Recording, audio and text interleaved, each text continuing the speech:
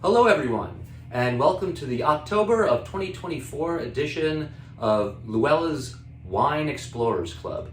My name is Noel Scher. I am the Director of Retail here at LouElla and the Curator of the Wine Club. And on behalf of all of us here, I want to thank you for going on this vinous adventure with us and for supporting this small local business.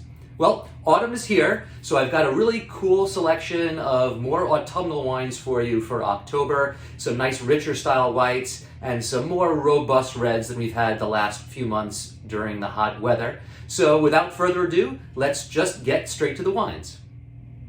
For the first wine that all explorers will be receiving in October, I made a quick costume change into one of our LouElla Got Riesling t-shirts because the first wine is a Riesling. It is the 2022 Weingut Josef Spritzer Riesling Altreben Trocken.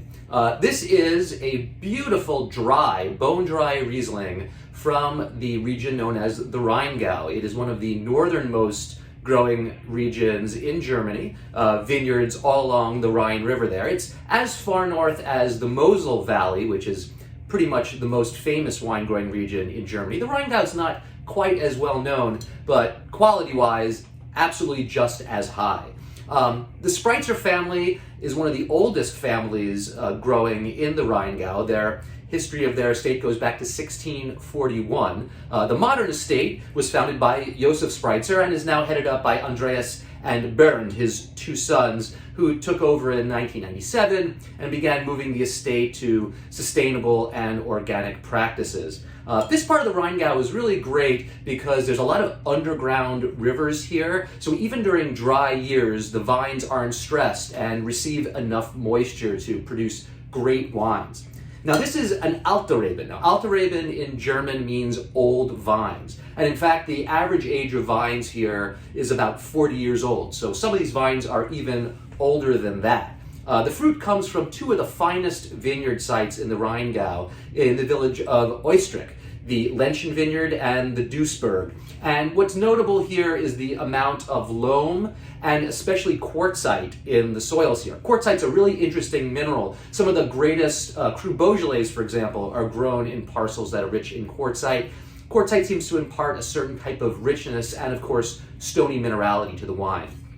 Now, the other word important in the name of this wine is trocken, which means dry in German. And this is a dry Riesling. I know a lot of people are afraid of Rieslings because they think they're all sweet. This one is vinified completely dry, bracingly dry, in fact, but in a very pleasant, kind of lip-smacking, palate-cleansing way. I really love Spritzer's wines. I've been drinking them for years, and this Old Vines Cuvée from 22 is truly spectacular. It's got a lot of complexity. It has all the beautiful kind of lychee fruit, tropical notes of Riesling, but the finish is just stony minerality and crispness.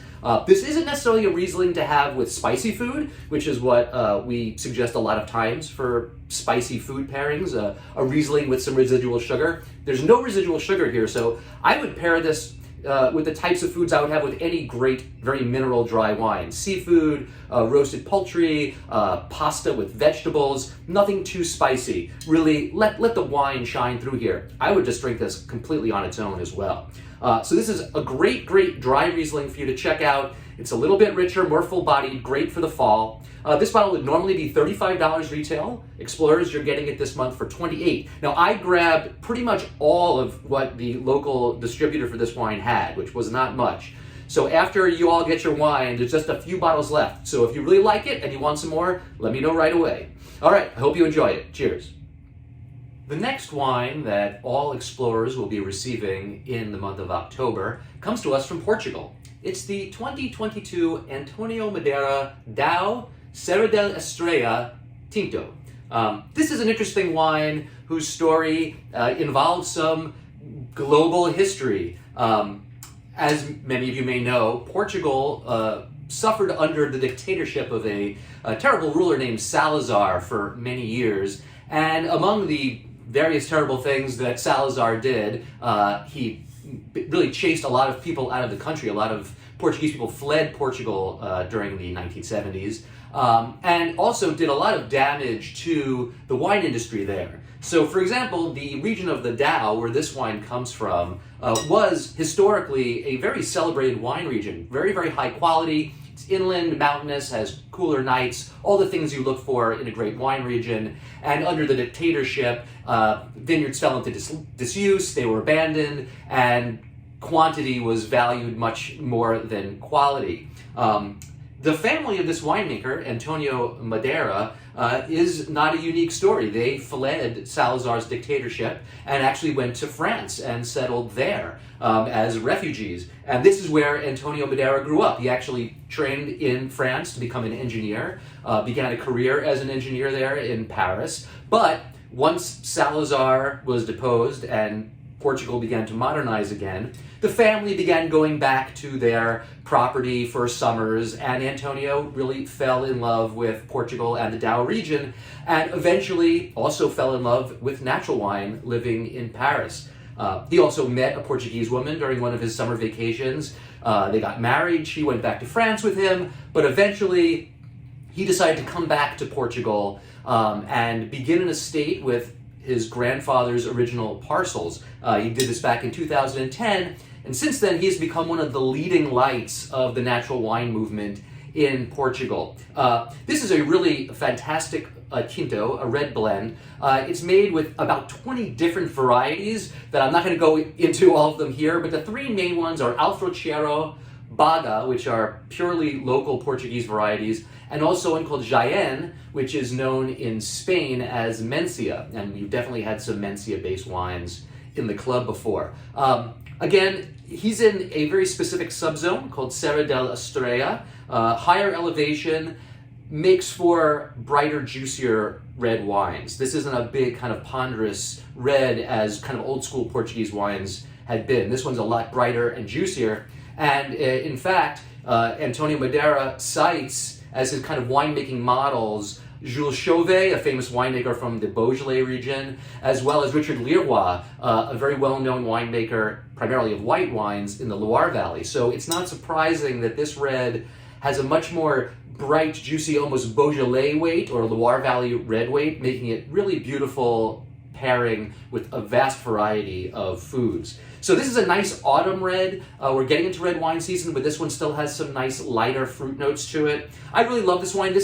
I'm just starting to explore the wines of this winemaker. Did some reading about him. Asked the local importer to bring some samples. The white wine from him is fantastic as well. We might bring that into the store one of these days soon, but I really wanted to use this red for the Wine Explorers Club.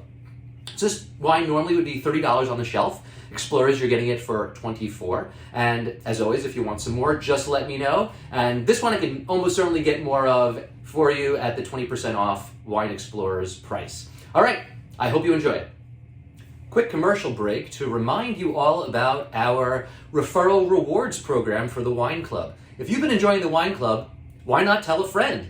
Get them to sign up. If anybody gets a friend to sign up at either the $50 or $100 monthly level, we will thank you with your next Wine Club installment with a coupon for a free flight of wines at our wine bar. And this includes any of our cellar selections. So this is a really great way to check out some of the best wines we pour by the glass here at LouElla's on us as a thank you for spreading the good word of the Wine Club. So all you explorers, if you're enjoying the club, tell a friend.